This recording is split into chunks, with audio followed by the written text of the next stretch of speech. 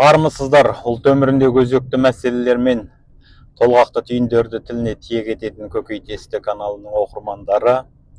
Әлем елдері бұрын жерге таласса, мұнайға таласса, немесе суға таласса, оған түсінікпен қарайтын едік. Бірақ соңғы кездері бұлтқа таласатын жағдайда белең бере бастағандай. Атап айтқанда, Қазақстан бұлтты ату арқылы жасанды жолмен жаңбыр жаудыру техникасын біртіндеп қолдана бастады. Бұл өз кезегінде Қырғызстан сияқты көршілес мемлекеттердің де алаңдаушылығын тудыра бастаған тәрізді. Себебі Қырғыз елі, егер Қазақстан бізге қарай жөңкіліп келе жатқан бұлттардың бәрін орта жолда сауып алса, Қырғызстанда құрғақшылық болуы мүмкін деп алаңдаушылық танытып, Қазақстанның жасанды жолмен жаңбыр жаудыру әрекетіне соңғы кездері қатты ренішінде білдіріп жатыр. Жалпы Орталық Азия, соның ішінде Қазақстан су аса тапшы мемлекеттердің бірі. Оның үстіне Қазақстандағы өзендердің 45% көршілес елдерден ағып келеді. Қытайдан, Ресейден, Өзбекстаннан, Қырғызстаннан. Қуаңшылық болған жылдары осы көршілес елдеріміз өзенді орта жолдан буып алғаны аздай, Қазақстанға ағып келетін суды да азайтып, қазақ елін шөміштен қағып отыратын жағдайы тағы бар.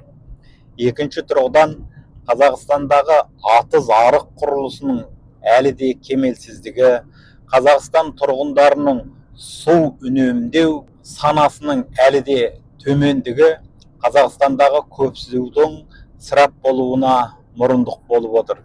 Әрине, сырап болған су жылап ағады дегендей, біз суды, әрбір тамшы суды үнемдеп пайдаланбасақ, болашақта судың зары өтетіні анық. Мәселен, қазірдің өзінде таяу шығыстағы елдер суды басқа мемлекеттерден қымбат бағаға сатып ішіп отыр. Куейтте теңіз суын тұщыландыратын арнаулы зауыт бар. Иран мен ақш арасындағы қақтығыс кезінде Иран осы тұщыту зауытына да ұшқышсыз ұшақпен соққы жасап, таяу шығысты ауыз сусыз қалдыруға шақ қалған болатын. Жалпы ғалымдар осы ғасырдың 50-ші жылдарына барғанда су тапшылығы мәселесі тіпті де көрнектіленіп, жағдай қиындай түседі деп отыр. Оның үстіне Қазақстандағы кейбір көлдер, бұлақтар, өзендер қазірдің өзінде біртіндеп тартылып жатыр. Әрине, бұған қазіргі экологияның өзгерісі де мұрындық болып отырғаны жасырын емес. Ауа райының жылынуы, мұздықтардың күн санап еруі, күннің жыл сайын ыси бастауы, ауаға бөлінетін көмірқышқыл газының көбеюі сияқты себептер біздің тұщы суға болған қажетсінуімізге үлкен қатер төндірді. Сондықтан әрбір азамат өз елінің, өз жерінің байлығын қорғап, үнемдеп пайдаланбаса, болашақтағы ұрпағы оның тапшылығын көретінін түсінетін кез жеткендей. Жалпы қазір Қазақстанда суды үнемдеу мәселесі ауызда айтылғанымен, нақты жағдайда бұл толық атқарылмай отыр.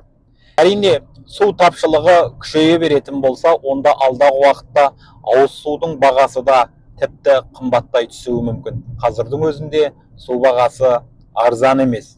Сондықтан біздің Қазақстанның әрбір азаматы әрбір тамшы суды үнемдеуді және су үнемдеу мәдениетін өзінің ұрпағына үйретуі шарт. Мәселен, кішкентай мысал айтайық.